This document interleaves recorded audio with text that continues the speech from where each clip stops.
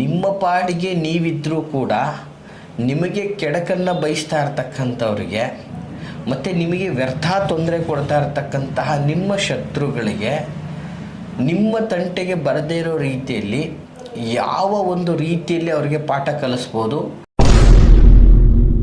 ವ್ಯರ್ಥ ನಿಮಗೆ ತೊಂದರೆಗಳನ್ನು ಕೊಡಬೇಕು, ನೀವು ಸುಖವಾಗಿ ಇರಬಾರ್ದು, ನಿಮ್ಮ ಮನೆಯಲ್ಲಿ ಸದಾ ಜಗಳ ಆಡ್ತಾ ಇರಬೇಕು, ಮತ್ತು ನಿಮ್ಮ ಮನೆಯಲ್ಲಿ ಯಾವುದೇ ಥರದ ಶುಭ ಕಾರ್ಯಗಳು ನಡಿಬಾರ್ದು, ಜೊತೆಗೆ ನೀವು ಹಾಕುವ ಬಂಡವಾಳದಿಂದ ನಿಮಗೆ ಲಾಭ ಸಿಗಬಾರ್ದು,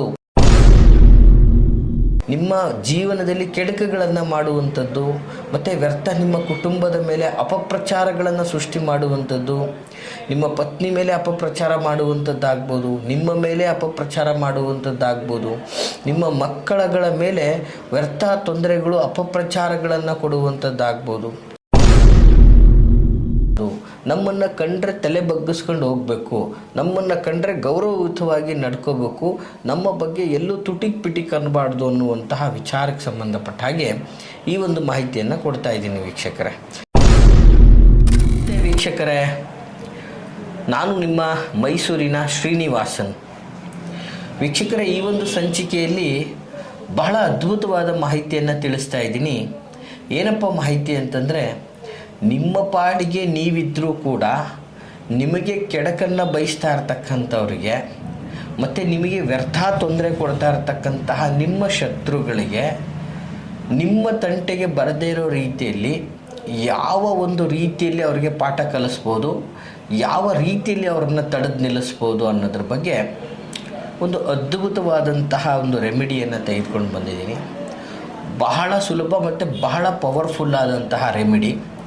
ಅದು ಬರೀ ಜಸ್ಟ್ ಮೆಣಸಿನಕಾಯಿಯ ಬೀಜದಿಂದ ಆಗುವಂತಹ ಒಂದು ವಿಶೇಷವಾದಂತಹ ಶಕ್ತಿ ಹಾಗೂ ಪವರ್ಫುಲ್ ಆದಂತಹ ಒಂದು ತಂತ್ರ ಆಗಿರ್ತದೆ ವೀಕ್ಷಕರೇ. ನೋಡಿ, ಇವತ್ತು ಸಾಮಾನ್ಯವಾಗಿ ನಿಮ್ಮ ಪಾಡಿಗೆ ನೀವಿರ್ತೀರಾ, ನಿಮ್ಮ ಉದ್ಯೋಗಗಳಿಗೆ ನೀವು ಹೋಗ್ತಾ ಇರ್ತೀರಾ, ನಿಮ್ಮ ಕೆಲಸ ಕಾರ್ಯಗಳನ್ನು ನೀವು ಮಾಡ್ತಾ ಇರ್ತೀರಾ, ನಿಮ್ಮ ಅಂಗಡಿಗಳಲ್ಲಿ ನೀವು ಬದುಕ್ತಾ ಇರ್ತೀರಾ, ನಿಮ್ಮ ಮನೆಯಲ್ಲಿ ನೀವು ಬದುಕ್ತಾ ಇರ್ತೀರಾ.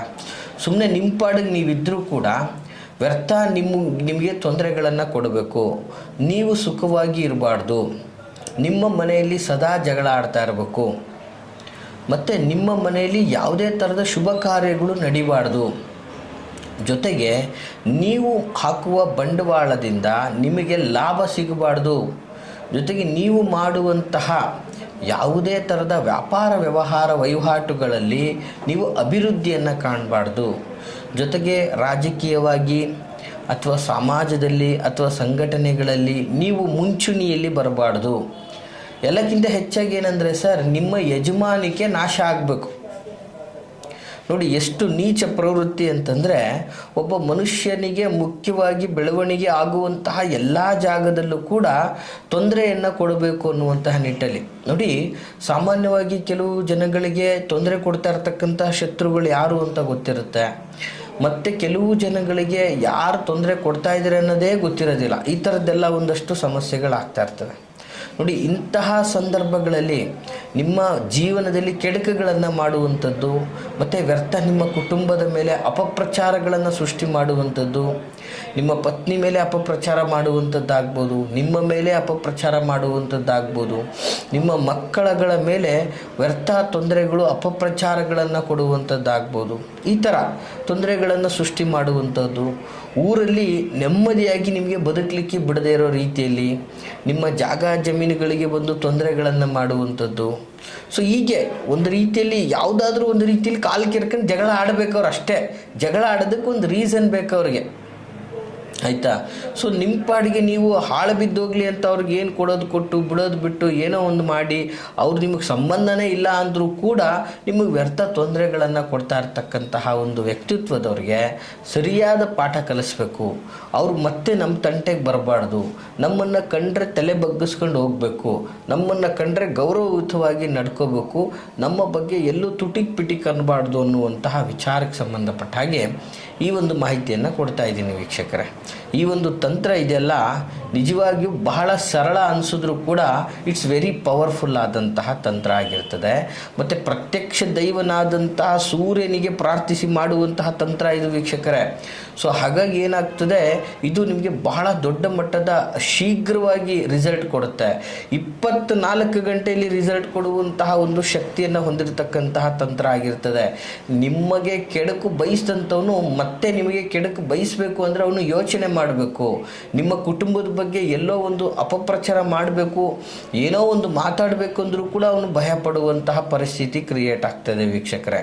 ನೋಡಿ, ಸಾಮಾನ್ಯವಾಗಿ ಇವತ್ತು ಈ ಥರದ ಒಂದು ಉಪಟಳಗಳಿಂದಾಗಿ ಎಷ್ಟೋ ಅಮೂಲ್ಯವಾದಂತಹ ಮತ್ತು ಎಷ್ಟೋ ಒಂದು ರೀತಿಯಾದಂಥ ಅಸಹಾಯವಾದ ಕುಟುಂಬಗಳು ಊರು ಬಿಟ್ಟೆ ಹೋಗಿರ್ತಕ್ಕಂಥದ್ದನ್ನು ನೋಡಿದ್ದೀವಿ ನಾವು. ಸೊ ಜೊತೆಗೆ ಅವರ ಜೀವನದಲ್ಲಿ ಒಂದು ಒಳ್ಳೆ ವ್ಯವಸ್ಥೆಗೆ ಹೋದಂತೂ ಎಲ್ಲ ಬಿಟ್ಟು ತೊರೆದು ಸನ್ಯಾಸತ್ವ ತಗೊಂಡಿರೋದನ್ನು ಕೂಡ ನೋಡಿದ್ದೀವಿ.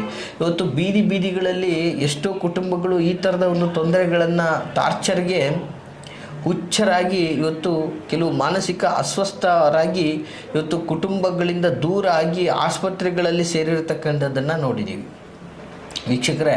ಇಂತಹ ಒಂದು ಸಂಕಷ್ಟಗಳಲ್ಲಿ ಇರ್ತಕ್ಕಂಥವ್ರಿಗೆ ಈ ಒಂದು ಪರಿಹಾರ ಬಹಳ ಸುಲಭವಾದ ರೀತಿಯಲ್ಲಿ ಒಂದು ಮಾರ್ಗವನ್ನು ಅವರಿಗೆ ನೆಮ್ಮದಿಯನ್ನು ಕೊಡುವಂಥದ್ದಾಗ್ತದೆ.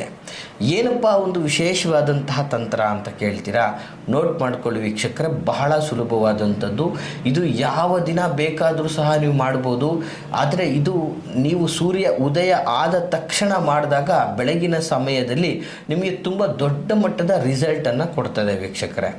ಬಹಳ ಸುಲಭವಾದಂತಹ ತಂತ್ರ ವೀಕ್ಷಕರೇ. ನೋಡಿ, ಸಾಮಾನ್ಯವಾಗಿ ಒಂದು ತಾಮ್ರದ ಕಲಶವನ್ನು ತಗೊಳ್ಳಿ, ಅಂದರೆ ಒಂದು ಚಂಬು ಥರ ತಗೊಳ್ಳಿ. ಅಂದರೆ ಸಾಮಾನ್ಯವಾಗಿ ಇದು ನಿಮಗೆ ಗ್ರಂಥಿಕೆ ಅಂಗಡಿಯಲ್ಲಿ ಎಲ್ಲಿ ಬೇಕಾದ್ರೂ ಸಿಗುತ್ತೆ, ಆದರೆ ತಾಮ್ರದ್ದೇ ಆಗಬೇಕು ವೀಕ್ಷಕರೇ. ಯಾಕೆ ಹೇಳ್ತಾ ಇದ್ದೀನಿ ಅಂದರೆ, ನೋಡಿ, ತಾಮ್ರ ಅಂತಕ್ಕಂಥದ್ದು ಇದೆಯಲ್ಲ, ಅದರಲ್ಲಿ ತರಂಗಗಳನ್ನು ತೆಗೆದುಕೊಳ್ಳುವಂತಹ ಮತ್ತು ಬಿಡುವಂತಹ ಒಂದಷ್ಟು ಶಕ್ತಿಗಳಿರ್ತವೆ.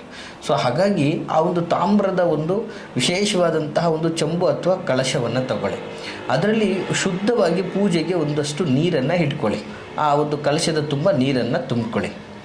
ನೀರನ್ನು ತುಂಬಿಕೊಂಡ ನಂತರ ಸೂರ್ಯ ದೇವನಿಗೆ ಎದುರಾಗಿ ನಿಂತ್ಕೊಂಡು, ಅಂದರೆ ಪೂರ್ವಾಭಿಮುಖವಾಗಿ ನಿಂತ್ಕೊಂಡು ನಿಮ್ಮ ಶತ್ರುವನ್ನು ಮನದಲ್ಲಿ ನೆನೆಸ್ಕೋಬೇಕು ವೀಕ್ಷಕರೇ. ಅವನು ನಿಮ್ಮ ತಂಟೆಗೆ ಬರಬಾರ್ದು, ನಿಮ್ಮ ಕಂಡ್ರೆ ಎದುರ್ಕೋಬೇಕು ಅನ್ನುವಂಥ ನಿಟ್ಟಲ್ಲಿ ಅವನ ಹೆಸರು, ಅವನ ಆಕಾರ ವಿಕಾರ ಲಕ್ಷಣ ಎಲ್ಲ ಮನದಲ್ಲಿ ನೆನೆಸ್ಕೋಬೇಕು. ಒಂದು ನಿಮ್ಮ ಎಡಗೈಯಲ್ಲಿ ಆ ಚಂಬನ್ನು ಇಟ್ಕೋಬೇಕು. ನಿಮ್ಮ ಬಲಗೈಯಲ್ಲಿ 11 ಮೆಣಸಿನಕಾಳು, ಕೆಂಪು ಮೆಣಸೇ ಆಗಬೇಕು ವೀಕ್ಷಕರೇ. ಕೆಂಪು ಮೆಣಸಿನಕಾಯಿಯ ಬೀಜ ವೀಕ್ಷಕರೇ, ಅರ್ಥ ಮಾಡ್ಕೊಳ್ಳಿ. ಕೆಂಪು ಮೆಣಸಿನಕಾಯಿಯ ಬೀಜ ಇಷ್ಟಿಷ್ಟೇ ಇರುತ್ತೆ, ಚಿಕ್ಕದಾಗಿ ಇರ್ತದೆ ಅದು. ಆದರೆ ಹಸಿ ಮೆಣಸಿನಕಾಯಿಯಲ್ಲಿ ಬೀಜಗಳನ್ನು ತೆಗಿಬಾರ್ದು, ಕಂಪ್ಲೀಟಾಗಿ ಒಣಗಿರಬೇಕು ಮೆಣಸಿನಕಾಯಿ. ಅಂತಹ ಮೆಣಸಿನಕಾಯಿಯ ಒಂದು ಬೀಜವನ್ನು ತೆಗೆದುಕೊಳ್ಳಿ, 11 ಬೀಜಗಳನ್ನು ತೆಗೆದುಕೊಳ್ಳಿ. ತಾಮ್ರದ ಚಂಬಲ್ಲಿ ನೀರು ತುಂಬಿರುತ್ತೆ, ಬೀಜಗಳನ್ನು ಇಟ್ಕೊಳ್ಳಿ. ಒಂದೊಂದೇ ಬೀಜವನ್ನು ಆ ಒಂದು ತಾಮ್ರದ ಚಂಬಲ್ಲಿ ಹಾಕ್ತಾ ಪ್ರತ್ಯಕ್ಷ ದೈವನಾದಂತಹ ಸೂರ್ಯನಿಗೆ, ಭಗವಂತನಿಗೆ, ಸೂರ್ಯ ದೇವನಿಗೆ ಓಂ ಆದಿತ್ಯಾಯ ನಮಃ ಅಂಥೇಳಿ ಒಂದನ್ನು ಹಾಕಿ ಓಂ ಆದಿತ್ಯಾಯ ನಮಃ ಅಂಥೇಳಿ ಈ ರೀತಿಯಾಗಿ 11 ಸಲ ಹಾಕ್ತಾ 11 ಸಲ ಓಂ ಆದಿತ್ಯಾಯ ನಮಃ ಅಂಥೇಳಿ ಪ್ರಾರ್ಥನೆಯನ್ನು ಮಾಡ್ತಾ ಅದನ್ನು ಕಂಪ್ಲೀಟ್ ಹಾಕಿದ ನಂತರ ಅದರ ಮೇಲ್ಗಡೆ ಕೈಯನ್ನು ಇಟ್ಟು ನಿಮ್ಮ ಶತ್ರುವಿನ ಹೆಸರನ್ನು ನೆನೆಸ್ಕೊಂಡು, ನಿಮ್ಮ ಶತ್ರುವಿಗೆ ನಿಮಗೆ ಏನು ಕೆಡುಕನ್ನು ಮಾಡ್ತಾ ಇದ್ದಾನೆ, ಆ ಕೆಡುಕುಗಳಿಂದ ನನ್ನ ಜೀವನ ನಾಶ ಆಗ್ತಾ ಇದೆ ಪರಮಾತ್ಮ, ಅವನಿಗೆ ಏನು ನಿನಗೆ ತಿಳಿದಿದ್ದು ನೀನು ಮಾಡು, ನನ್ನ ತಂಟೆಗೆ ಬರಬೇಡ. ಅಂದರೆ ನೀವು ಅವನಿಗೆ ಕೆಟ್ಟದ್ದನ್ನು ವಿಚಾರ ಮಾಡೋದು ಬೇಕಾಗಿಲ್ಲ. ಸೊ ಅವನು ಮಾಡಿರೋ ಕೆಟ್ಟದ್ದು ಅವನಿಗೆ ಆಗ್ತದೆ.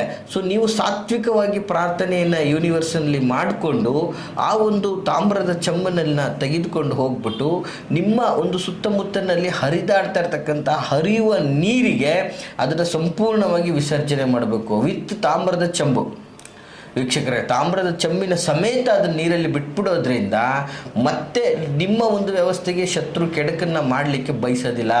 ಮತ್ತು ನಿಮ್ಮನ್ನು ಕಂಡ್ರೆ ಹೆದರುವಂಥ ವ್ಯವಸ್ಥೆ ಆಗುತ್ತೆ, ನಿಮ್ಮನ್ನು ಕಂಡ್ರೆ ಗೌರವಿಸುವಂಥ ವಿಚಾರ ಆಗ್ತದೆ. ಈ ರೀತಿಯಲ್ಲಿ ಪ್ರತ್ಯಕ್ಷ ದೈವನ ಸೂರ್ಯ ಭಗವಂತನ ಅನುಗ್ರಹ ನಿಮಗಾಗ್ತದೆ ಅಂತ ಹೇಳ್ತಾ, ಈ ಮಾಹಿತಿ ತಮಗೆ ಇಷ್ಟವಾಗಿದ್ದರೆ ಲೈಕ್ ಮಾಡಿ. ಹಾಗೆ ಯಾರೆಲ್ಲ ಈ ಶತ್ರುಗಳ ಸಂಕಷ್ಟಗಳಿಂದ ತೊಂದರೆಯನ್ನು ಅನುಭವಿಸ್ತಾ ಇದ್ದಾರೆ ಅವ್ರಿಗೆ ತಪ್ಪದೇ ಈ ಒಂದು ವಿಡಿಯೋವನ್ನು ಶೇರ್ ಮಾಡಿ ಅಂತ ಹೇಳ್ತಾ ಜೊತೆಗೆ ನಿಮ್ಮ ಯಾವುದೇ ಥರದ ವೈಯಕ್ತಿಕ ವಿಚಾರಗಳನ್ನು ಮುಕ್ತವಾಗಿ ನಮ್ಮೊಟ್ಟಿಗೆ ಸಮಾಲೋಚನೆಯನ್ನು ಮಾಡಿಕೊಳ್ಳೋದಕ್ಕೆ ವಿಡಿಯೋದಲ್ಲಿ ಕಾಣ್ತಾ ಇರತಕ್ಕಂತಹ ಸಂಖ್ಯೆಗೆ ಕರೆ ಮಾಡಿ ನಾವಿರುವುದನ್ನು ಖಚಿತಪಡಿಸ್ಕೊಂಡು ಭೇಟಿಯಾಗಿ ಅಂತ ಹೇಳ್ತಾ, ನಾವಿರುವಂಥ ವಿಳಾಸ ಮೈಸೂರಿನ ವಿಜಯನಗರ 2ನೇ ಹಂತ KD ಸರ್ಕಲಲ್ಲಿ ನಮ್ಮ ಕಚೇರಿ ಸಹ ಲಭ್ಯವಿರತಕ್ಕಂಥದ್ದು. ಎಲ್ರಿಗೂ ಶುಭವಾಗಲಿ. ನಮಸ್ಕಾರ.